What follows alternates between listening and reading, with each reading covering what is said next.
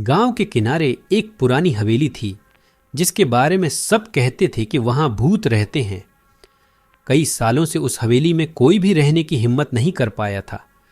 दिन के समय भी लोग उस हवेली के पास जाने से डरते थे क्योंकि हवेली के अंदर से अजीब अजीब आवाजें आती थीं। एक बार गांव में एक नौजवान जिसका नाम अर्जुन था, उसने ठान लिया कि वह इस हवेली के रहस्य का पता लगाएगा। गांव वालों ने उसे बहुत समझाया लेकिन उसने किसी की नहीं सुनी।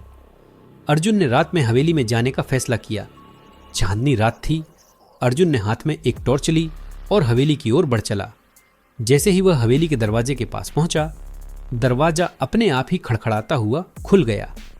अर्जुन ने सोचा शायद हवा की वजह से होगा, लेकिन उसके कदम अंदर जाते ही दरवाजा जोर से बंद हो गया। अर्जुन को थोड़ी घबराहट महसूस हुई लेकिन वह डरा नहीं। हवेली के अंदर चारों ओर धूल और मकड़ियों के जाले थे। अर्जुन ने टॉर्च की रोशनी से आगे का रास्ता देखा और एक बड़े से हॉल में पहुंच गया। हॉल के बीचों बीच एक पुराना झूला था जो धीमी आवाज के साथ अपने आप हिल रहा था। अर्जुन ने सोचा कि यह सिर्फ पुरानी हवेली का असर है, लेकिन तभी उसे लगा कि कोई उसे देख रहा है। अचानक झूले से एक अजीब सी आवाज आई, तुम यहां क्यों आए हो? अर्जुन का दिल जोर से धड़कने लगा। उसने टॉर्च की रोशनी झूले पर डाली लेकिन वहां कोई नहीं था। आवाज फिर से आई, तुमने यहां आकर बड़ी गलती की है। अब अर्जुन को सचमुच डर लगने लगा था। वह जल्दी से दरवाजे की ओर भागा लेकिन दरवाजा जैसे गायब हो चुका था। हवेली की दीवारें उसके करीब आती जा रही थीं और चारों ओर से डरावनी हंसी की आवाजें आने लगीं। अर्जुन ने महसूस किया कि वह फंस चुका है। उसने चिल्लाना शुरू किया लेकिन उसकी आवाज हवेली के अंदर ही गूंजकर खो जाती थी।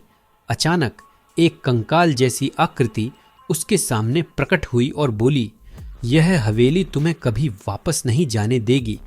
अर्जुन का दिल जोर से धड़कने लगा। उसने अपनी पूरी ताकत से भागने की कोशिश की लेकिन वह जिधर भी भागता हर तरफ वही कंकाल उसे रोकने के लिए खड़ा हो जाता। हवेली में उसकी चीखें गूंजने लगीं और कोई भी उसे बचाने के लिए नहीं आया।